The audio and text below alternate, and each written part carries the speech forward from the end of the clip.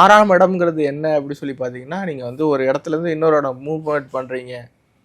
ஒரு ஒரு அதாவது ட்ராவலிங் இருக்குது அப்படின்னா 6ஆம் இடம். ஸோ இந்த 6ஆம் இடம் வந்து நல்லா இருந்தால் தான் ஒருத்தர் நல்ல பொசிஷனில் போய் உட்கார முடியும். வேலையை நல்லா செய்வார். நல்ல வேலைக்காரன்ப்பா அப்படி சொல்கிறாங்களே, போய் இந்த ஒருக்கிட்ட ஒரு வேலையை ஒப்படைச்சிட்டோன்னா நல்ல திறமையாக 100% ஷுவராக அந்த வேலையை கரெக்டாக முடிச்சு கொடுத்துருவாரு. மற்றவங்ககிட்டலாம் கொடுத்தா அந்த வேலையை சொதப்பிடுவாங்க. இவர்கிட்ட கொடுப்பா, இவர் நல்லா செஞ்சிருவாருன்னா அவர் ஜாதகத்தில் 6ஆம் இடம் நல்லா இருக்கு, 6ஆம் இடம் வலுப்பெற்று இருக்கு, அதனால தான் அவர் சிறந்த வேலைக்காரனாக இருக்கார். அதே திறமைசாலி ஒரு ஓனர் ஆக முடியாது. அதுதான் 6ஆம் இடத்தோட ரகசியம்.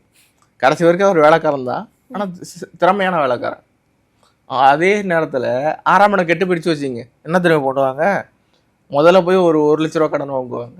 அதுக்கப்புறம் அந்த கடனை அடைக்கிறதுக்கு 3 லட்ச ரூபா கடன் வாங்குவாங்க. திருப்பி இந்த 3 லட்ச ரூபா கடனை அடைக்கிறதுக்கு 6 லட்ச ரூபா வாங்குவாங்க.